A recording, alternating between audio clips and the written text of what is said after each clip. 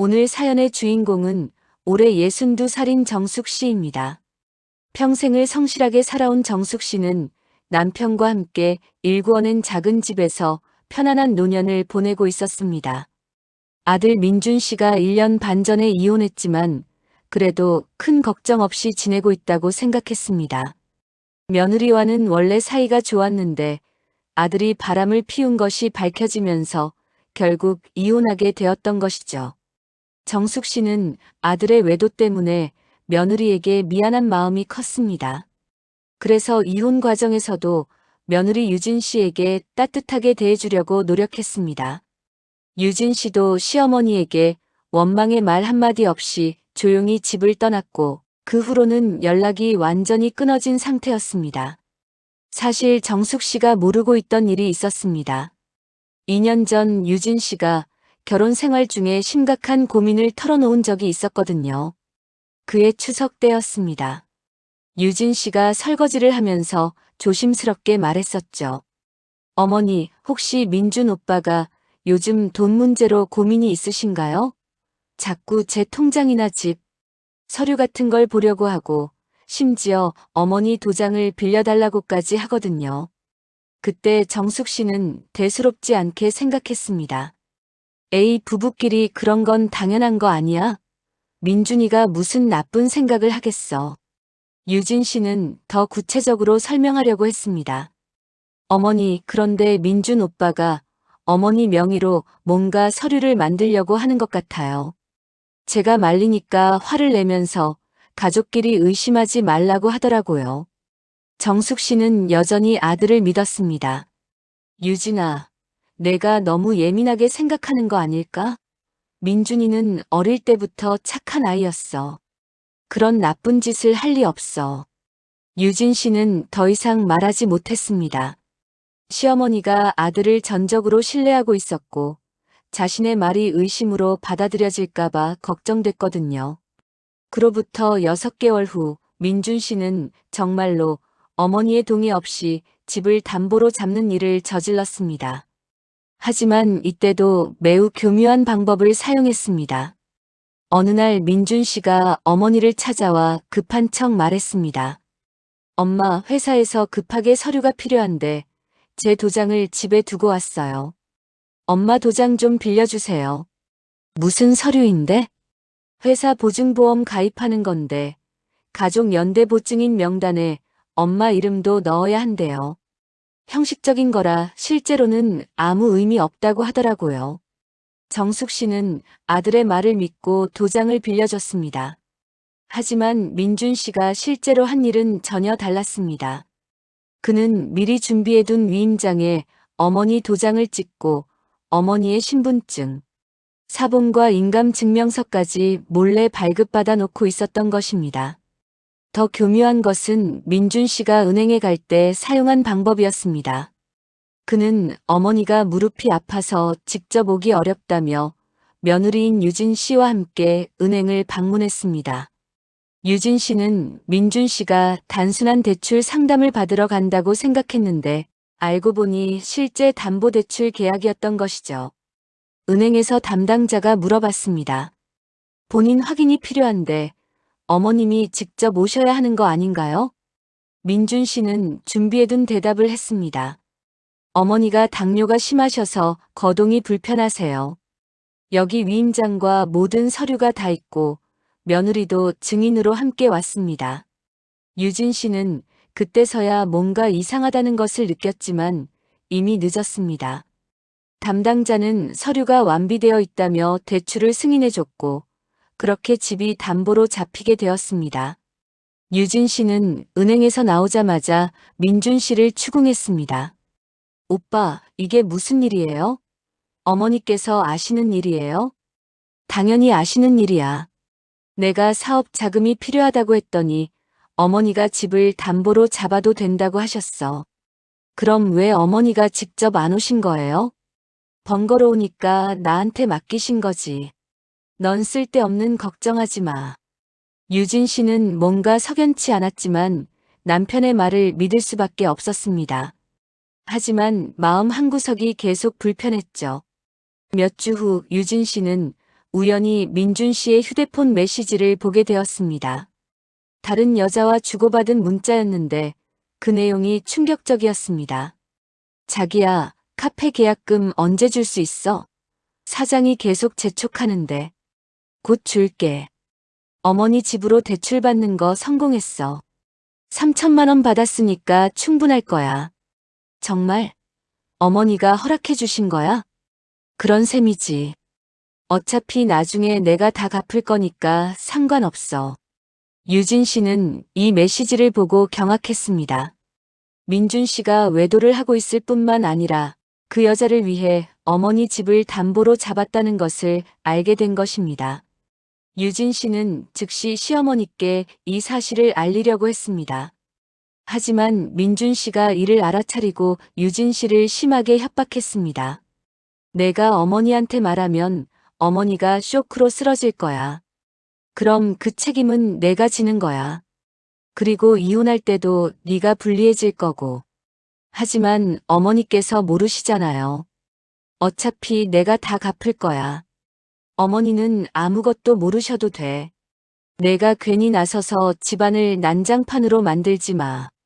유진 씨는 민준 씨의 협박과 어머니에 대한 걱정 사이에서 갈등했습니다. 결국 이혼할 때까지 이 비밀을 지키게 되었습니다. 그런데 1년 반이 지난 어느 날 유진 씨에게 옛 직장 동료로부터 전화가 왔습니다. 유진아, 혹시 내 시어머니 안 계신지 알아? 며칠 전에 어떤 남자가 와서 내 시어머니 집을 사겠다고 하더라. 그런데 그 남자 말이 집주인이 돈이 급해서 헐값에 내놓는다고 하던데 말이 안 되지 않아? 유진 씨는 깜짝 놀랐습니다. 혹시 민준 씨가 대출금을 갚지 못해서 집이 경매에 넘어가는 건 아닌지 걱정이 되었습니다. 유진 씨는 고민 끝에 정숙 씨에게 편지를 쓰기로 결심했습니다. 더 이상 모른 척할 수 없었거든요. 그렇게 1년 반 만에 유진 씨로부터 소포가 정숙 씨에게 도착했습니다. 정숙 씨는 발신인을 보고 깜짝 놀랐습니다. 소포를 열어보니 손글씨로 정성스럽게 쓴 편지 한 장과 여러 장의 서류가 들어 있었습니다. 편지의 첫 줄을 읽는 순간 정숙 씨의 얼굴이 하얗게 변했습니다. 어머니, 죄송합니다. 제가 1년 반 동안 숨겨온 일이 있습니다. 어머니의 집이 위험에 처할 수도 있다는 소식을 들어서 더 이상 침묵할 수 없었습니다. 라고 시작되는 편지였습니다. 유진 씨는 편지에서 그동안의 모든 경위를 자세히 설명했습니다. 민준 씨가 어떻게 어머니를 속였는지, 왜 자신이 그동안 말하지 못했는지, 그리고 지금 집이 어떤 위험에 처해 있는지까지 말입니다. 함께 들어있던 서류들을 살펴보니 은행에서 발급받은 대출 계약서, 사본과 근저당 설정 증명서, 그리고 유진 씨가 몰래 촬영해둔 민준 씨와 내연녀의 문자 메시지 사진까지 있었습니다. 정숙 씨는 편지를 읽으면서 분노보다는 먼저 배신감이 밀려왔습니다. 아들이 외도를 한 것도 충분히 실망스러웠는데 이제는 자신까지 속이고 집을 담보로 잡았다니요. 하지만 동시에 유진 씨에 대한 미안함도 컸습니다. 며느리가 2년 전에 경고했을 때 귀 기울여 들었어야 했는데 그때 무시한 것이 후회되었거든요. 정숙 씨는 먼저 상황을 정확히 파악하기 위해 은행을 찾아갔습니다. 창구 직원에게 자신의 명의로 된 대출이 있는지 확인해 달라고 했습니다. 고객님, 현재 고객님 명의로 된 주택담보대출이 3천만 원 있습니다.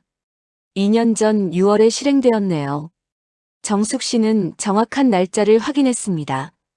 혹시 제가 직접 와서 대출받은 건가요? 아니요. 아드님이 위임을 받아서 대신 오셨습니다.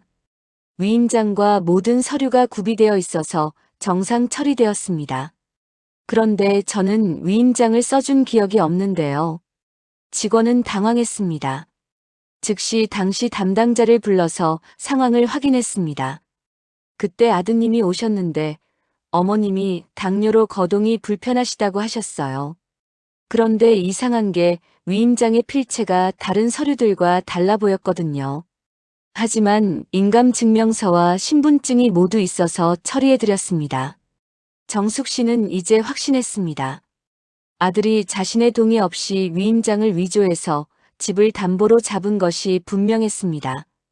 정숙 씨는 은행에서 나와 곧바로 아들에게 전화를 걸었습니다. 하지만 이번에는 추궁하지 않고 조용히 물어봤습니다.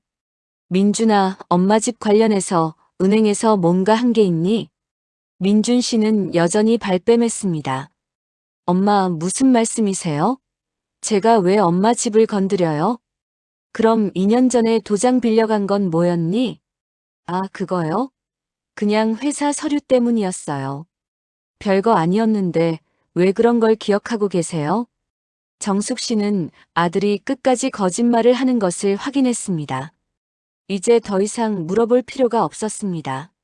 며칠 후 정숙 씨는 유진 씨가 알려준 주소로 민준 씨의 내연녀가 운영하는 카페를 찾아갔습니다. 카페는 정말 깔끔하게 꾸며져 있었습니다. 하지만 3천만 원으로 이런 카페를 차리기에는 부족해 보였습니다. 분명 다른 자금도 들어갔을 것이라고 생각했죠. 정숙 씨는 커피를 주문하고 자연스럽게 대화를 시작했습니다. 여기 분위기가 참 좋네요. 언제 오픈하셨어요? 감사해요. 작년 말에 오픈했어요. 창업하기가 쉽지 않았을 텐데요. 내 연녀는 조금 경계하는 듯 했지만 대답했습니다. 네, 그래도 도와주는 분이 있어서 할 수 있었어요. 정숙 씨는 더 이상 묻지 않았습니다. 이미 충분히 확인했거든요. 집으로 돌아온 정숙 씨는 깊은 고민에 빠졌습니다. 아들을 법적으로 처벌해야 하는지 아니면 조용히 해결해야 하는지 갈등이 되었습니다. 하지만 결국 잘못된 것은 바로잡아야 한다는 생각이 들었습니다. 다음 날 정숙 씨는 경찰서를 찾아갔습니다. 고발장을 작성하면서 눈물이 계속 흘렀습니다.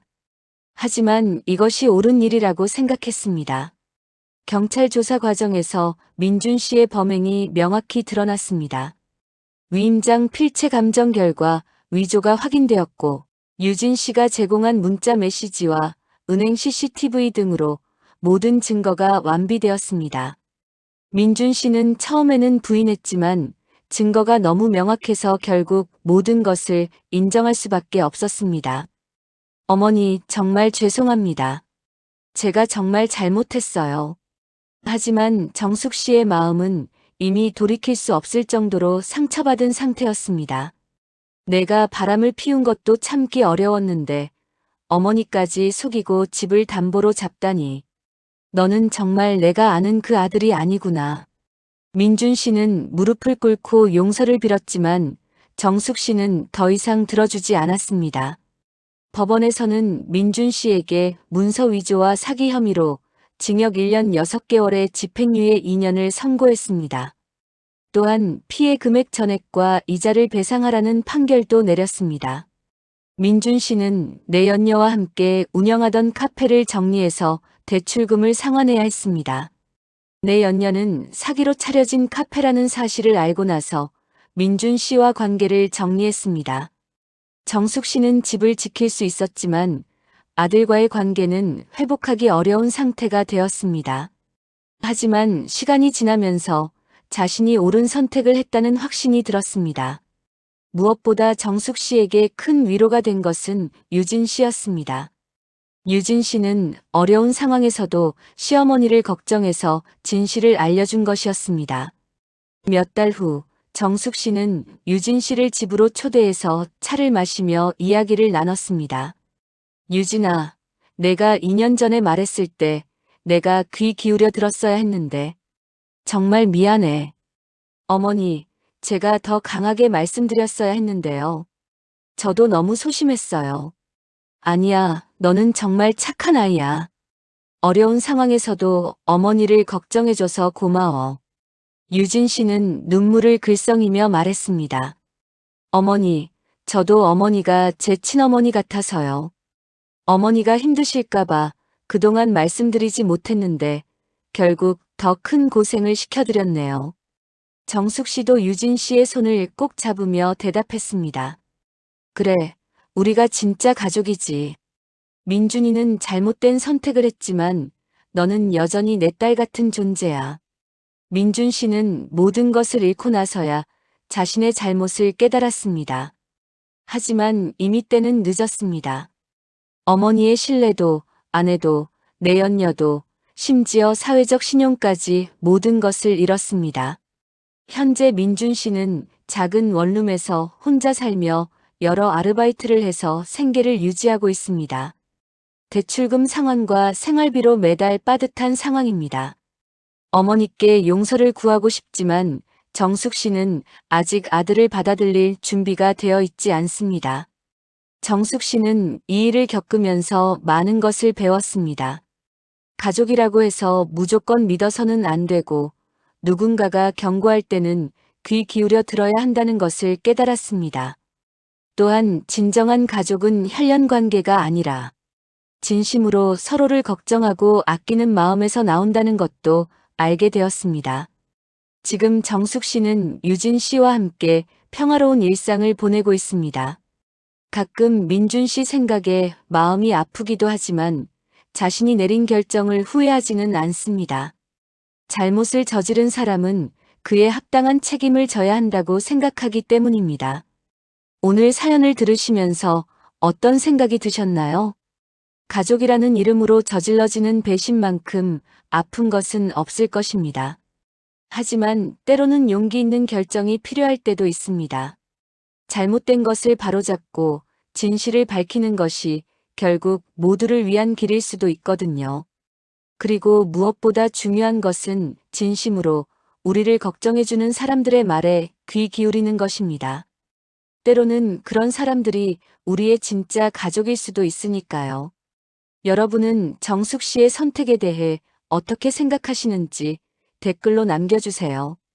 그리고 오늘도 저희 채널을 찾아주셔서 감사합니다. 구독과 좋아요, 알림 설정까지 해주시면 더욱 흥미진진한 사연들을 빠르게 만나보실 수 있습니다. 다음에도 더욱 감동적인 이야기로 찾아뵙겠습니다. 감사합니다.